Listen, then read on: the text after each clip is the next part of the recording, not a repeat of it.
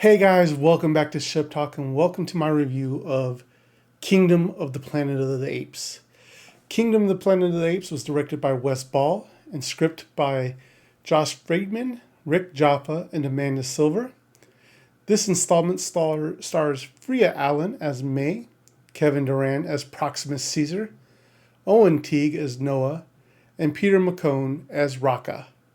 Kingdom of the Planet of the Apes has a runtime of 2 hours and 25 minutes. Quick synopsis.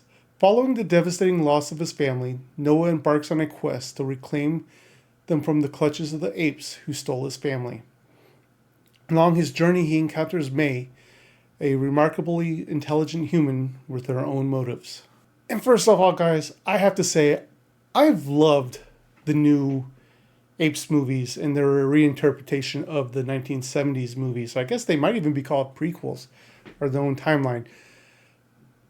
But I thought the last movie wrapped up the timeline perfectly. So I wasn't really expecting a new Apes movie to come out, especially one when we know it's going to be all new characters. And this wasn't on my 2024 high expectation list or must watch list.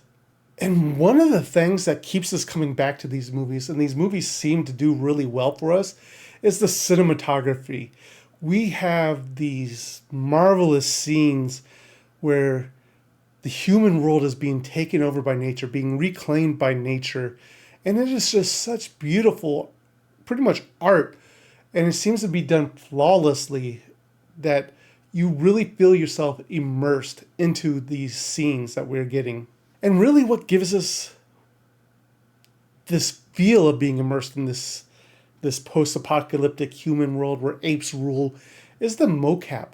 Having these actors act out gorilla or ape behavior and then transpose them on these CGI characters in such a way that their facial expressions seem to be genuine, their movement seems to be genuine.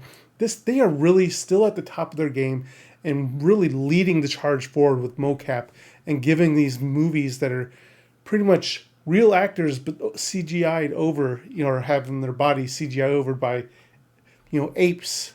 One of the things I did enjoy about this movie, or that really kind of hit home for me in this movie, was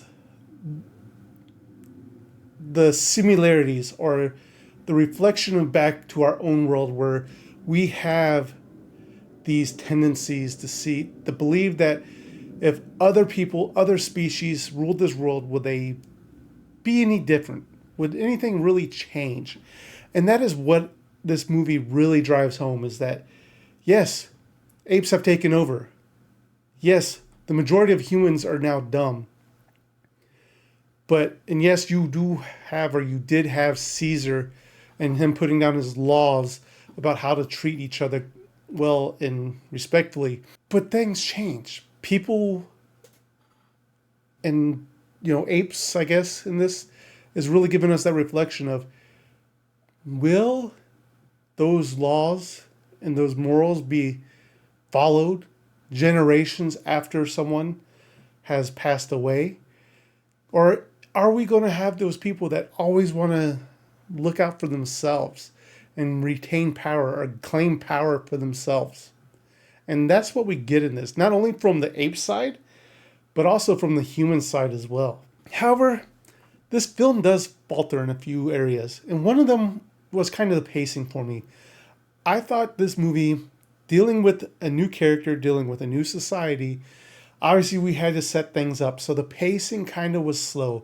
But even after we get past Noah and him losing his family and him setting out on this quest, it really kind of seems directionless. He's tracking these people and things happen in those scenarios, but not a lot really does happen. We kind of get, this is the storytellers telling you or showing you how this world is now after Caesar has passed away. And following up on that, it has been generations since Caesar has. They tell you at the beginning, many generations have passed. So we don't know how many generations have passed, but a generation is usually between 15 and 20 years. And we do see that nature has really taken back a lot of the human structures and human. But one thing that stood out to me was the interaction between the apes and these human structures. They didn't seem to decay enough to my mind. Again, I'm not a scientist. I don't know how long like certain metals take to decay. I don't, so, and really we don't quite know how much time has passed, but I'm at least figuring it's been 100 years. The apes have started to forget about Caesar, or been twisting Caesar's rules for a while.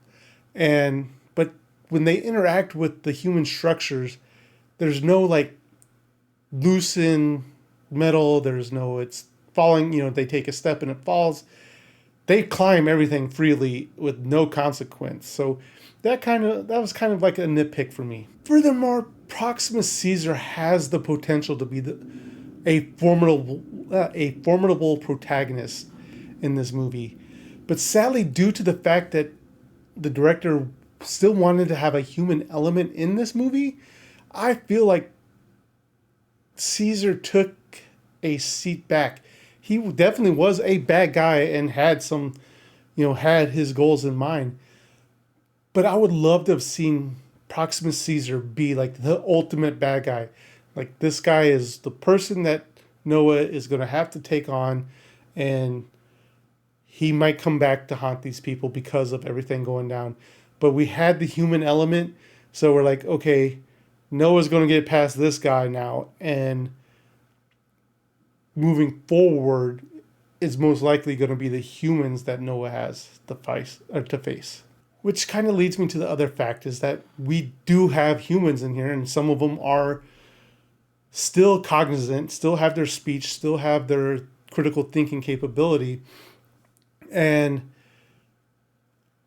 to me, I get it. The director wanted the human. You could kind of use the human as our viewing point into this new society. But I really would have wished the humans would have stayed as what Noah and his tribe calls them, echoes. I'm guessing because echoes of their past selves. But we don't. There's now a human element in here. For many generations, humans have survived, which I kind of find hard to believe, that with the society the way it is, that these humans escaped unnoticed, that I guess that, apes haven't encountered them, though they're still aware of these type of humans out there. I feel like the humans should have been gone.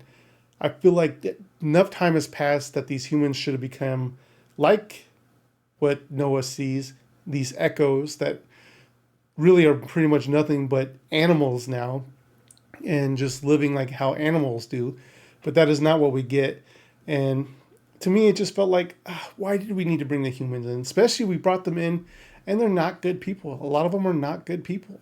Overall, guys, Kingdom of the Planet of the Apes offers a visually captivating and thematically rich addition to the franchise.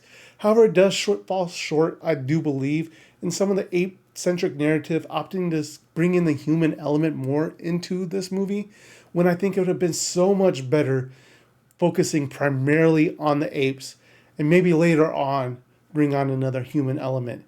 But guys, with all that being said, Shep Talk is going to give Kingdom of the Planet of the Apes 3 Sheps out of 5. Have you seen it? Let me know down in the comments down below. I'd like to know. A lot of the critics that I've seen posting stuff up have loved this movie. And I get it. It was beautiful. The mocap was great. It's everything we've come to expect from a apes movie. But I don't know. I kind of wanted it more of an ape-focused movie, and I kind of, want the humans out of it. But guys, that's all I have time for today. Thank you for watching. And if you haven't done so already, please remember to hit that like, share, subscribe button. It does help my channel out greatly, and I do truly appreciate it. But this is Darth Shep, signing off.